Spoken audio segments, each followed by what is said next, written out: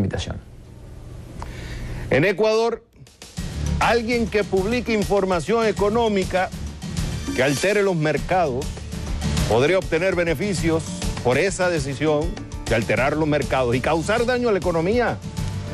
Lo que pasa es que si las autoridades consideran que la información es falsa, puede ir preso hasta por 7 años. Bueno, esa es la nueva ley que se acaba de aprobar en Ecuador. Yo pregunto si eso existe así en Estados Unidos, en la primera economía del mundo, en el capital financiero global. Bueno, para eso se lo voy a preguntar a ese señor, el abogado José Gabilondo, que ya está listo para decirnos cómo se hace en Estados Unidos y por qué lo de Ecuador no pasaría aquí. Cuando regresemos a CNN Dinero. Ecuador acaba de aprobar la ley que criminaliza el pánico financiero y económico. La pregunta es cómo se hace eso, cómo se aplica en el caso de Estados Unidos. Vamos con el contexto. En Ecuador se aprobaron unas leyes en la cual hay 2 artículos que levantan las cejas en el área económica. Son los llamados pánico económico y financiero. Por ejemplo, en el pánico económico está el delito.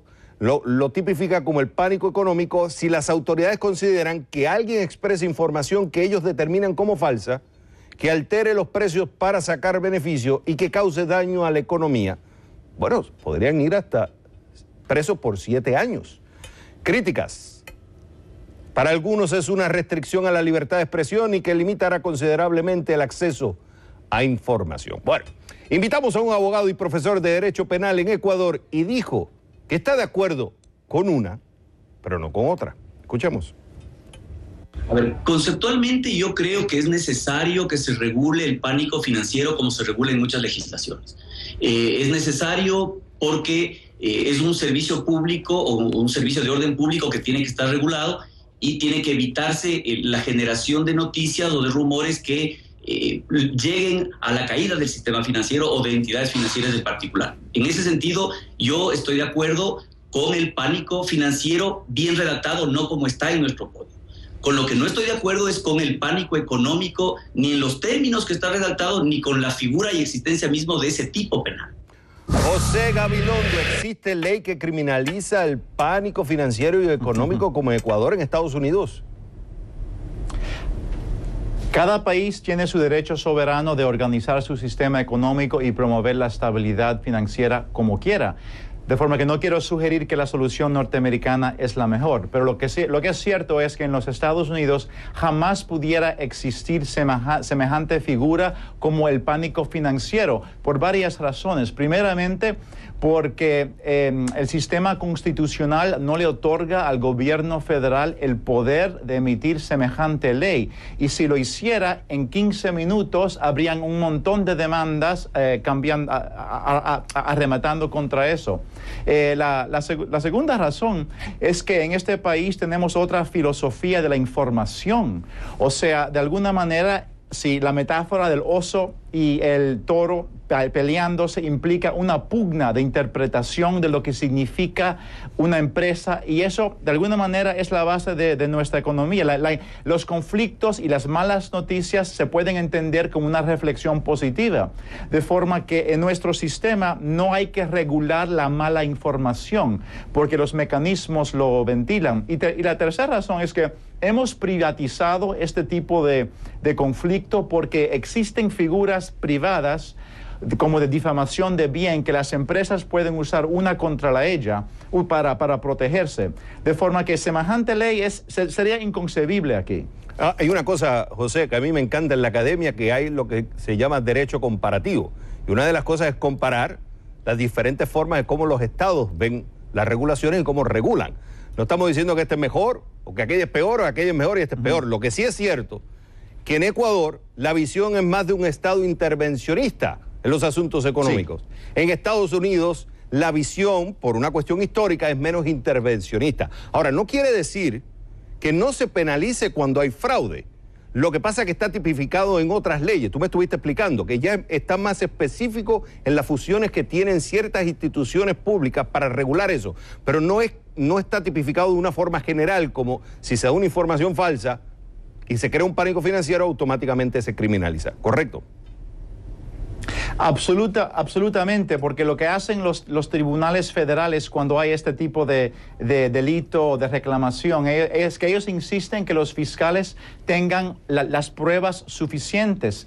Y es muy difícil conseguir prueba para este tipo de fenómeno. De forma que lo que sí se tipifica en este país para proteger la entereza informativa de los mercados son cosas como manipulación del mercado, inside information, pero están muy bien tipificado, muy específicamente, y en cambio estas leyes, las de Ecuador, son muy generales, y eso es algo que preocupa. Ahora, yo sí quería hacer una observación. De alguna manera, incluso en los Estados Unidos ha cambiado el marco regulatorio después de Dodd-Frank. Y fíjate, a partir de Dodd-Frank y la regulación después de la crisis, hay dos conceptos que se han vuelto muy importantes: la estabilidad financiera y el riesgo sistémico. Son dos conceptos muy grandes, no se han tipificado, y yo me pudiera imaginar, yo creo que de alguna manera lo que promueve Ecuador es estabilidad financiera. Y los reguladores en este país van a lidiar con los mismos fenómenos, de forma que el marco está cambiando, pero bajo ningún cambio se pudiera admitir una ley tan general como la que existe ahora en Ecuador. O sea, por ejemplo, digamos que en Estados Unidos, hablemos del caso de Estados Unidos, si yo tengo un reporte financiero o económico de un banco, acuérdate que ellos venden ese servicio de análisis a sus inversionistas, porque ellos compran inversiones y necesitan que alguien les esté analizando, les esté avisando de las oportunidades o los riesgos que existen en el mercado.